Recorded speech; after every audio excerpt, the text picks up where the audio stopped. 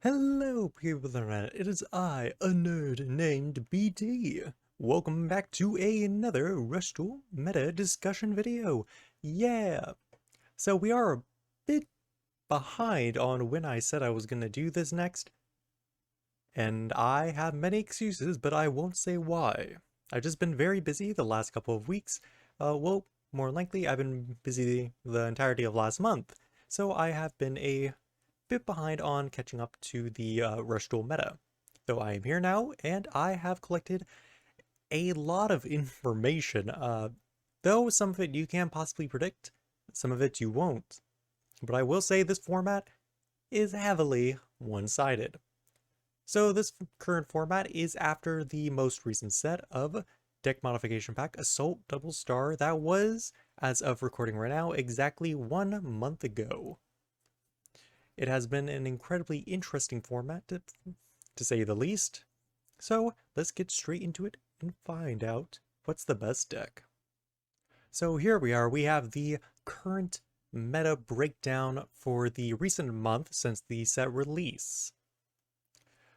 As you can probably tell, we're nearing Edge Tier 0, but maybe not. So just to clarify, this is the collective outcome of all the winning decks posted by official OTS stores in Japan that do Rush Duel, and these are all the collective winner decks from all those events. So from a collective 75 decks, we have quite the showing, to be honest. So, of course, first and foremost, get the obvious thing out of the way. Taking up the primary slot of the pie is XQT with 41 topping decks out of the 75 decks listed. That is quite a large number, and you can possibly predict that the rest of these decks are not going to be as effective as the rest of them.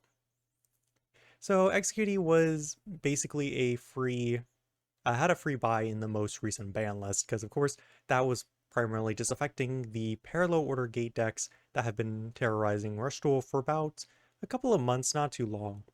But XQT itself has remained untouched, and they've just remained at full power this entire time, including getting an additional XQT in the most recent set. Now with that, we will be showing off a few decks with that. Now here we have one of the higher rated decks from a 25-person tournament. Congratulations to Kikabinjin. I'm sorry if I butcher your name. I'm not very good at reading. So this is basically a very clear-cut idea of majority of how most XQT decks are going to be played.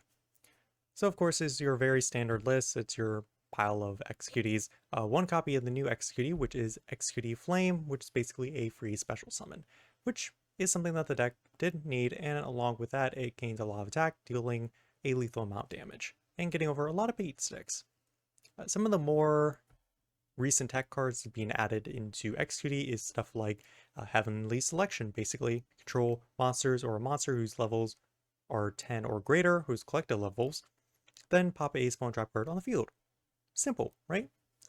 The entirety of XQT has not really changed that much. Of course, the multiple copies of Barrier Statue were in the deck, Sea Dragon Knight to remove the back row, a very clear-cut and standard build. So XQT hasn't really changed that much, though there are a few more variants that have become a bit more popular comparably to this one, which is running the one tribute Jinzo. So we'll go ahead and see the other deck. Another very common strategy you'll be seeing with this is basically just XQT builds based around supporting your level 4 legend monster, which will either be Mirage Dragon or Pitch Black Werewolf. Basically, they are similar, basically the same monster. Your opponent can't activate trap cards during the battle phase while you control this monster. It's a very simple monster. They're both 1600 attack, but a little bit different in defense. But a main card that is supported in this deck is the other water monster, which is Splitter Slime. You send one face-up monster with 1500 more attack on your field to the grave, one face-up monster in your opponent's field loses 1000 attack, and then you can special summon a level 4 effect monster with 1500 or more attack points from your graveyard. Now, as you probably already tell, this deck doesn't really play anything besides the level 4 target. That's basically one of the other main ideas behind playing Splitter Slime in your strategy. just consistently reborn the card that locks out your opponent's trap cards, making it so that cards like Mirror Force, Dark Revelation, and other battle traps aren't as effective. And of course, I also forgot to say it, this is a deck list that came from She. Congrats on your tournament win. So this is basically the primary way you'll be seeing people play XQD, is pretty much recycling cards like Pitchback Warwolf or Mirage Dragon using the effect of Splitter Slime. That has become an extremely popular strategy, one that has been arguably not bad, because even then if you can't use Splitter Slime, it is used as tribute fodder.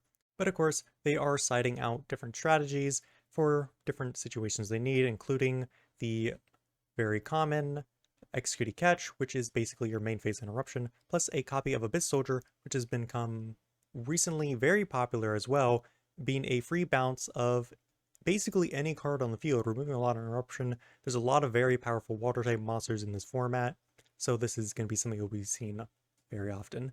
But we will also be explaining that in a bit later in the video. Now that we've gotten the very common XQD listings out of the way, let's just go down the list of the remaining decks that have gotten very few tops, but are still something that you want to consider when thinking about rogue decks. The part of the top 3 of tying decks, both with 5 wins under the belt, is Guilford and Sky Savior. Now there's a note to be made about both of these. Guilford is a series of 3 cards that came out recently in the most recent set of Double Salt Star. But the most important Guilford is the new Rush Duel exclusive Guilford the Rising, a level 8 Fire Warrior monster, 2500 attack. With the effect, shuffle 2 warriors from graveyard into your deck. This card can attack all monsters your opponent controls. That is an incredibly powerful effect. If you've seen the calamity that was Dragias throughout the entirety of Rush Duel, you'll understand monsters with multiple attacks can be quite lethal, especially if you would give them piercing. Now, because of its quick kill sort of playstyle, it can easily clear out boards and just get a lot of damage in a very short amount of time. Of course, the Sky Savior has been thrown around quite a bit in Rush Duel. Not as many people are playing this as a full-on deck itself. Some people are playing this as a series of engines of just using the 2 main level 4 water effect monsters, which has a attack raise and an attack reduction. Well, the attack reduction is CL, which is played in a few Guilford decks, but it isn't enough to be considered a Sky Savior strategy. Though playing Sky Savior as a Floodgate deck has been seen as a very decent strategy, though not as popular in comparison to XQD, of course. Then, of course, the rest of the decks is we do have the deck. It's no longer the star, thank you TCG. It's just the deck. Of course, that was a more recent deck in the set. A lot of people enjoy it. It's a very heavy fanfare deck with 4 representations. Another 4 representations is Ryuma. You gotta love Dragon Spellcaster. Doesn't matter their format, it's never gonna die. 2 representations of Zombie Ghoul. Basically, a zombie firework deck is you just burn through zombies. You get a bunch of level 5 zombies in the graveyard. You reborn 2 of them with zombie fireworks. You get a big beater that is Shadow Ghoul, and then you can make it attack twice. 2 decks representing the Giez monsters, so you know your general dragon deck. 2 Aqua decks. Bless Slimes, Splitter Slime. You have really been doing a number with this deck, along with Abyss Soldier. You can apparently do anything when you want that deck. 2 baseball representations because, of course, it's baseball. A bean representation, a duelist playing a bean deck, a bean plant deck, very powerful, very good. And then the rest of them are a number of one-ofs that aren't really enough to be seen as a representation. So that's the overall deck layout of this current format. It's no surprise that XQD is being the terror that it is, though we are seeing a lot more unique decks coming in, mostly the new ones, which is Guilford, Sky Savior, the deck, though we still have some of the regular decks like Ryoma, Giez, and such things like that. That is the overall deck layout for this current format. Now then, we can move on to the more particular things of this format, the very fun exclusive things that you would Count for Rush, which is the legend cards. But this time, guys, we're doing something a bit different. Ever since the most recent Rush rule released on January 1st, 2023, you can now play one legend spell, monster, and trap. I did that out of order, but I'm fine with myself, in your deck. So we'll be having 3 separate listings for all the legend types. Now let's go on to see them. Holy heck, that is one heck of a pie chart. So overall, there are only 59 accounted for legend monsters that I was able to find. There are 19 unknown legend cards due to the lack of physical profile or just not showing the entirety of the profile, which is quite sad, but this does give an accurate representation of the current legend cards that are being played in this format. So of course you can see the top one taking the chart is Abyss Soldier. Abyss Soldier has been just absolutely destroying in this current format. A lot of people are playing a lot more water cards, such things as the Sky Savers, Amazing Dealer, Slime Splitter, Sea Dragon Knight, just a large number of very powerful water monsters, and this is basically free removal of back row of a monster. It's just a very good card, very generic, plus it being in 1800 body is not something to scoff at. So, this is mostly here just because of the popularity of the water monsters. If Konami was to ban anything, they would ban some water monsters that could, depending on the water monster, that could hurt its representation, but considering it at this point, there isn't much that we can currently ban without banning all the water monsters entirely. Now, the next follow-up is kind of cheap in my eyes, which is 14 representations of Mirage Dragon and 11 representation of Pitch Black Warwolf. Now, there isn't really much of a difference in these cards. Even then, it could be said that there can be an argument saying that Mirage Dragon, in theory, is better because if it would be facing something like Imaginary Actor, you could be facing the field spell, which lowers attack, so Mirage Dragon would be even better, but even then, that's a very specific scenario. Though they are both quite literally the same card, just different types and attributes. One's a light dragon, the other is a dark beast warrior. So depending on what your deck build is, one could be better than the other, but either way, they're basically the same monsters, so they kind of take up the same amount of the chart, to say. While you control this card, your opponent can activate trap cards during the battle phase. This has been an extremely popular card in the most recent format, because no one likes Mirror Force, no one likes things like Widespread Ruin, Magic Cylinder, Dark Revelation. Every single time is Dark Revelation. So of course, just outright negating all trap cards during the battle phase has been seen as a very good thing. Especially with these decks that play more main phase focused trap cards, you don't want to lock them out completely with something like Jinzo. Plus these don't require tribute, so they're not sacking the hand. You can just normal summon them after your entire combo play, then your opponent just cannot use trap cards during the battle phase, which allows you to get in some free damage, which is pretty good. Now after that, we do get a little bit farther off the listing, more into single digits, but they still do have a number of representations. To my surprise, we have the Creator with 4 representations. Believe it or not, I found the Creator in an Execute build. I am terrified of overall his plan. 3 representations of Flame Roller, because of course there are going to be some number of Pyros, there are going to be a number of baseball players that are going to be playing it. That's no surprise. There are a few good fire strategies that do come up here and there. Or sometimes people just use it as a body, because no point in using a legend, really. 2 copies of Guilford the Lightning. So one of these are from the accounted Guilford decks. The other one is actually accounted for a Execute build. Just a free board wipe, might as well play it. Not every Guilford deck is going to be playing Guilford the Lightning, because you're primarily going to be wanting to play Guilford the Legend, just because it's 26 extra body, gets back equipped spells, Guilford the Rising, because that is your primary win condition, is attacking multiple times in a turn. So, it's just a good general nuke board card. 2 representation of Jinzo, it's Jinzo, negate all traps, you know how it is. 1 representation of Millennium Shield. Once again, an Execute deck. I am terrified of what these Execute players are doing. It's either that they're playing an extremely budget Execute build, or they're just so confident that something like Millennium Shield is going to deal so much damage that their opponent's just not going to attack set tribute set monsters. It's quite scary. One daylist representation. I don't know what the heck's been going on. I've also seen a few executive players playing datalist in the side deck. This is all main deck legends, by the way. One daylist in the main deck for no reason. It's just a water body. One Blue Eyes White Dragon and one Archfiend Soldier. And that's Archfiend Soldier before the legend support comes out for Legend Fiends. Then, of course, as I said before, there are 19 unknown legend cards. But I must say, overall, this new rule has done quite a bit for Rush Duel, because a lot of these legend cards wouldn't have seen that much representation. Abyss Soldier has seen a number of representation, but not as high as he has now.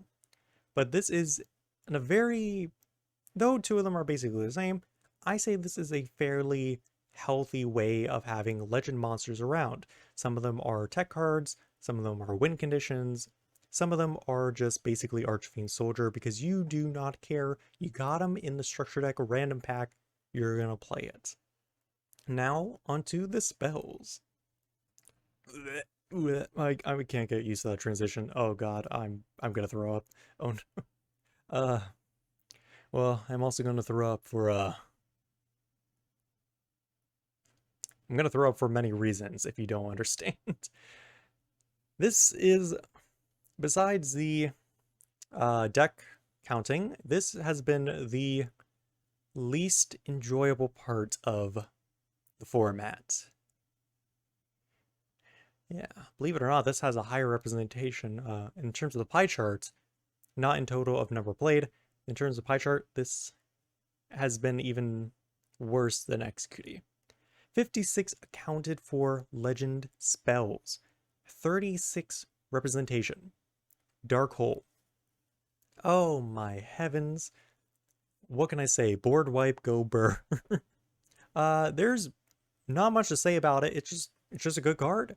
It's a free way to wipe away your opponent's board, disabling a lot of back row with it, getting rid of problem monsters. It just gains you so much advantage, and there's very little in the format that can currently contest it, besides a Executing trap card that revives a monster, or just general trap cards that revive monsters, or possibly a Floodgate given to us by Sky Savior.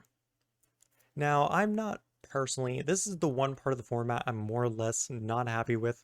Ignore the fact that we do have a heavy Executing format, but at least there are other decks having good representation. This is just uncreative, I must say. Though, of course, it is saying, I'm happy that legend cards are being seen as these very powerful cards. It's just Dark Hole has been such a heavy hitter comparably to everyone else. I'm even surprised that people were playing other legend spells, probably because they can't afford a Dark Hole. Anyways, let's get away from this biased commentary. Let's just go down the rest of the list. So we do have some more representations of 7 representation of Monster Reborn. Very simple, just a reborn, get back any monster you need. Nice.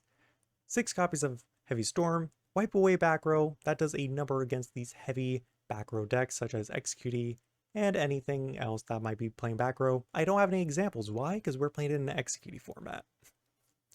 6 Pot of Greed. If you're not going to play a legend, play Pot of Greed. That has been the song of every one of my deck profiles since starting. Someone says, like, I don't need to play a legend in my deck, and I said, okay, play Pot of Greed. That's basically not playing a legend, but you get to draw an extra card.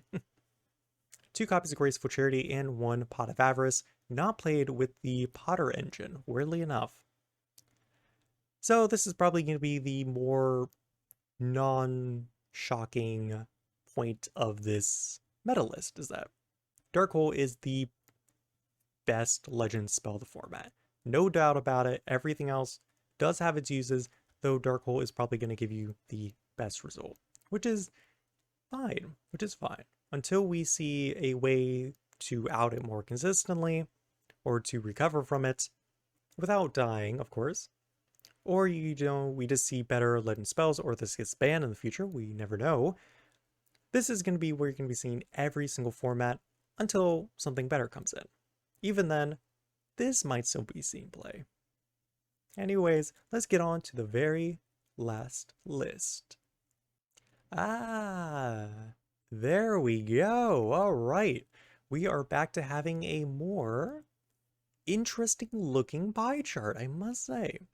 So, of course, here are the legend traps. You can sort of see a trifecta of trap cards being played with two trap cards I now look at. I don't think any of you guys could probably see what trap cards those are. But for the matter of fact, there are only 6 trap cards in the game. So, the point I'm trying to make, only one trap card isn't currently being played, which is kind of not a surprise. So let's get it straight out of the way. We have 54 accounted for legend trap cards being played, 21 unknown trap cards. We had 20 representations of Mirror Force, your basic staple. Wipe away the entirety of your opponent's board without wiping away yours. Even though that Warwolf and Mirage Dragon have been seeing a large number of play, this card is still arguably one of the most powerful legend trap cards currently in the game, because it gets you the most value without having the most negative impact on your board, and it just does quite a lot. It's Mirror Force. What do you expect? It was good on released in Yu-Gi-Oh! It's good in Rush Duel. After that, we do have the Magic Cylinder with 17 representations. This is technically getting away with a little note. So with the introduction of the new XQD card, the Pyro, that simply gets big and deals a lot of damage, you can easily Magic Cylinder, redirect that damage. But one of the main notes for Magic Cylinder, comparatively to Mirror Force and every other Legend Trap card, this is the only Legend Trap card that doesn't destroy a monster. It simply negates an attack and deals damage, which gets around a lot of trap protected monsters and sometimes can win you the game solely through burn damage.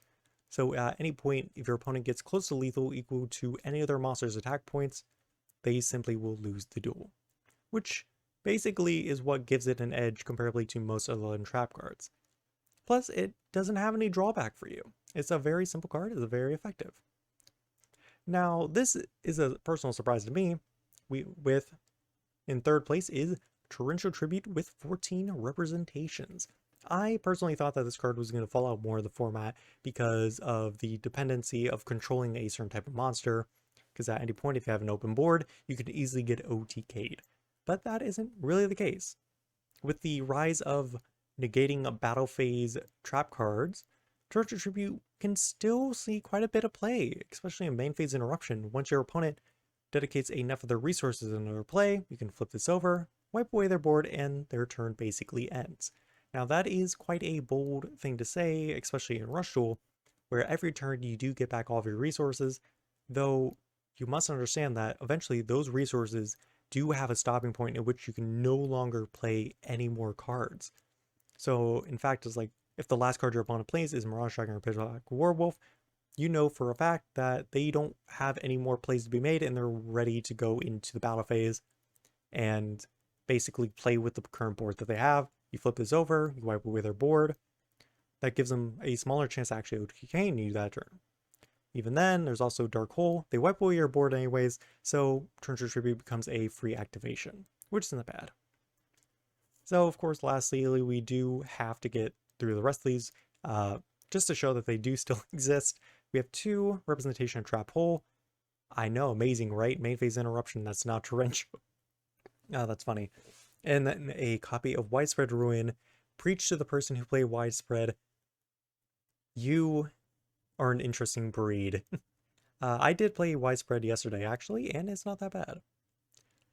But in terms of Trap Legends, even though that we only have 6 of them, I am still fairly satisfied with the way that this turned out, because this is one of the smallest card pools in terms of legends, which is saying a lot because there's over, I believe, maybe there's over 20 legend spells. I cannot remember off the top of my head the number of legend monsters. So to see there's over 30 legend monsters, exactly around 20 legend spells, and we do actually have 6 legend trap cards with 1 new legend trap card coming on the way, which I'm very excited to probably see that in the future.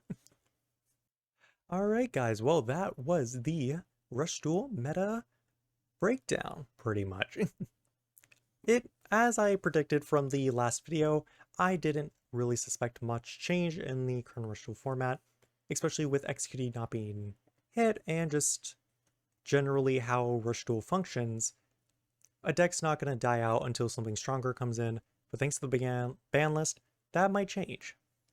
Though either way, I still feel like there's a lot to be taken away from this ban list, not the ban list, to be taken away from this meta list, is that there's still many decks that have a fighting chance against the top deck. You just have to be very lucky and have a very solid build. But I am still very happy about how Rush Duel is developed, especially with now the multiple different tier list of things like Legend Monsters, Spawn Trap cards. That adds a lot more diversity in how you can classify each format because you're showing which powerful stable cards are being played, but only 3 of them. So it's like a tolerable version of GOAT format. Instead of playing a 20 cards worth of staples at minimum, you're only playing 3. So it gives a bit more flair and flavor to it. But overall, I hope y'all enjoyed. It was very enjoyable making this video. And if you want to see more things like that, comment down below that you enjoyed it or so.